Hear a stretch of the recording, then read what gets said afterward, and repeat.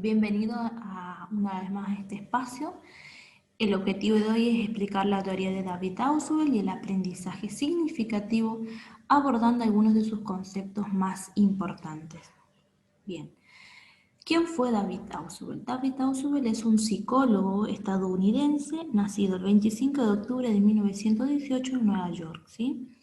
Es el creador de la teoría del aprendizaje significativo que responde a una concepción cognitiva del aprendizaje. Bien, esta teoría que propone este autor se inscribe dentro del constructivismo o también denominado cognoscitivo, ¿sí? Recordemos que el constructivismo educativo propone un paradigma en donde el proceso de enseñanza se percibe y se lleva a cabo como un proceso dinámico, participativo e interactivo del sujeto, de modo que el conocimiento sea una auténtica construcción operada por las personas que aprenden, sería por el sujeto cognoscente o estudiante en este caso. Esta teoría toma mucha fuerza en la psicología de la educación, especialmente a través de conceptos tales como la importancia de los aprendizajes previos y el rol activo del sujeto como constructor de su conocimiento, y especialmente con el término de aprendizaje significativo que nos propone David Ausubel, ¿sí?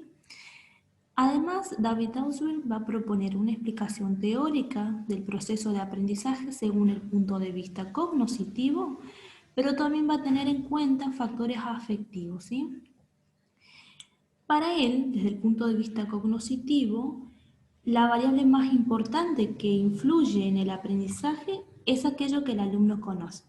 Es decir, que la nueva información e ideas pueden ser aprendidas y retenidas en la medida que existan conceptos e ideas claras e inclusivas en la estructura cognitiva del aprendiz, ¿sí? Esta estructura está formada por las creencias, las experiencias y los conceptos que el individuo ha adquirido, los que deben ser tomados en consideración al planificar la instrucción, de manera que pueda servir de anclaje para los conocimientos nuevos en el caso de ser apropiados o bien pueden ser modificados, ¿sí? Por otra parte, se tienen en cuenta factores afectivos tales como la motivación y el interés del alumno por querer aprender significativamente, ¿bien? Pero, ¿qué es el aprendizaje significativo? Este aprendizaje ocurre cuando la nueva información se enlaza con las ideas pertinentes de afianzamiento que ya existen en la estructura cognitiva del que aprende. Para Ausubel, entonces, el aprendizaje significativo es un proceso a través del cual una nueva información se relaciona con aspectos relevantes de la estructura del conocimiento del individuo, a la cual él va a denominar concepto integrador, ¿sí? Ausubel ve al almacenamiento de información en el cerebro humano como un proceso altamente organizado, ¿bien? Pero, ¿qué es el concepto integrador? ¿De dónde provienen esos conceptos? ¿Cómo se forman? ¿Y qué hacer cuando ellos no existen o bien cuando los que existen son conceptos errados, ¿sí? Los conceptos integradores, también denominados subsumer o ideas pertinentes de afianzamiento, son entidades del conocimiento que ya existen en la estructura del que aprende, ¿sí? Estos conceptos se enlazan a la nueva información,